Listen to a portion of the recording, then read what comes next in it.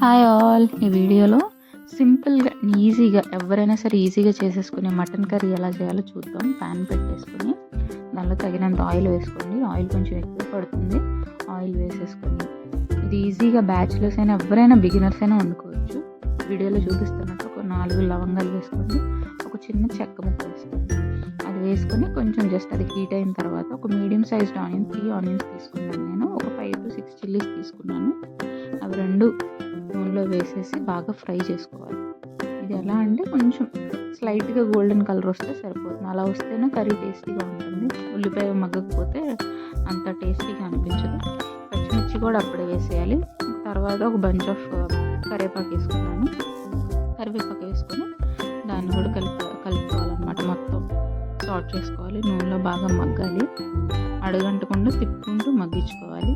ఇది చాలా బాగుంటుంది, టేస్టీగా ఉంటుంది. చూసారా, అలా రావాలి బ్రౌన్ కలర్లో. అలా వస్తే ఇంక మనకు రెడీ అయిపోయినట్టే. నెక్స్ట్ ఫ్రెష్గా దంచిన అల్లం వెల్లుల్లి పేస్ట్ వేసుకోవాలి. ఫ్రెష్గా చేసుకుంటేనే టేస్ట్ బాగుంటుంది. ఓకే, ఫైన్ ఫ్రిడ్జ్లో పెట్టేసుకొని ఒకసారి చేసుకున్నా పర్లేదు, బట్ ఫ్రెష్గా చేసుకుంటే ఆ టేస్టే వేరు. అది అడుగు అంటకుండా చక్కగా తిప్పుకోవాలి. బాగా పచ్చివాసన అంతా పోయేంత వరకు తిప్పుకోవాలి. అయితే ఈ కర్రీ నేను 1/2 kg మటన్ కంటే కొంచెం ఎక్కువే, అంటే 600 రూపీస్ది మటన్ తెచ్చుకున్నాను. 1/2 kg కంటే కొంచెం ఎక్కువే ఉంటుంది. దానికి చూపిస్తున్నాను నేను ఈ వీడియోలో. బాగా అది పచ్చివాసన పోయి అదంతా అడుగు అంటకుండా మొత్తం తిప్పుకోవాలి.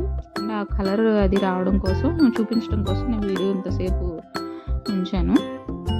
తర్వాత మనం నీట్గా వాష్ చేసి పెట్టుకోవాలి. మీరు ఎంత పీస్ సైజ్ ఎంత అయితే మీకు కావాలో దాన్ని క్లీన్గా వాష్ చేసి పెట్టుకోండి. మటన్ ఈలోపు సో తిప్పుకొని చూసుకుందాం ఎలా ఉంది. మొత్తం అడుగంటకుండా తిప్పేసుకుందాం.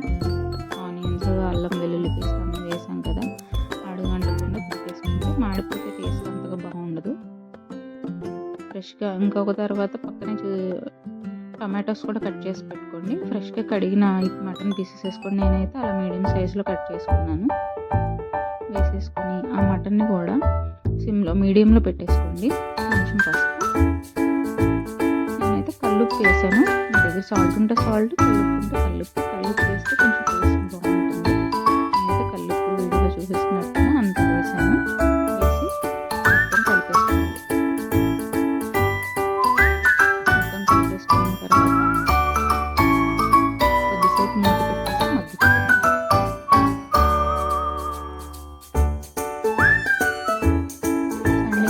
సండే స్పెషల్ ఏంటి కామెంట్లో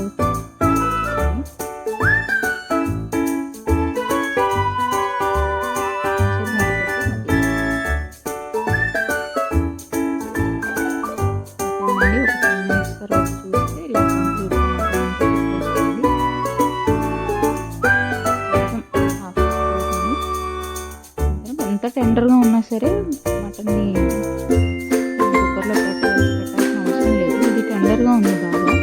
తర్వాత చూస్ చేసుకున్న టమాటో మామూలుగా ముదిరిన మటన్ అయితే మనం కుక్కర్లో ఉడకబెట్టుకుని జ్యూస్ వచ్చిన తర్వాత ఇలా ప్రాసెస్ చేసుకోవాలి. ఇది చాలా టెండర్గా ఉంది.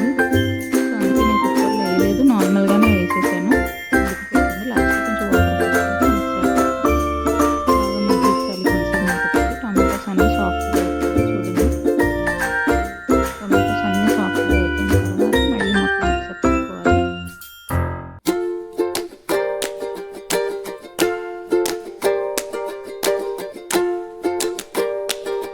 కొంచెం ఒక 3 tablespoons కారం వేసుకున్నాను నేను.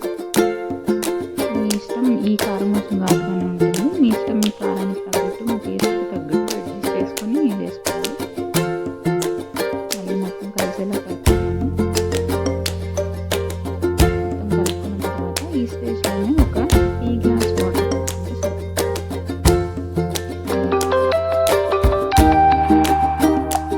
ఒక టీ గ్లాస్ అంత వాటర్ పోసుకుంటే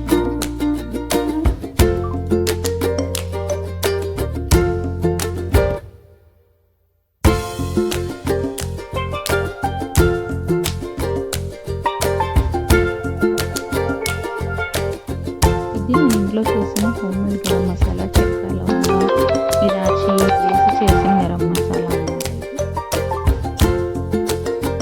చెక్క, లవంగా, ధనియాలు, ఇంకా మీ ఇష్టం, మీ ఇంట్లో చేసుకుని గరం మసాలా అలా వేసి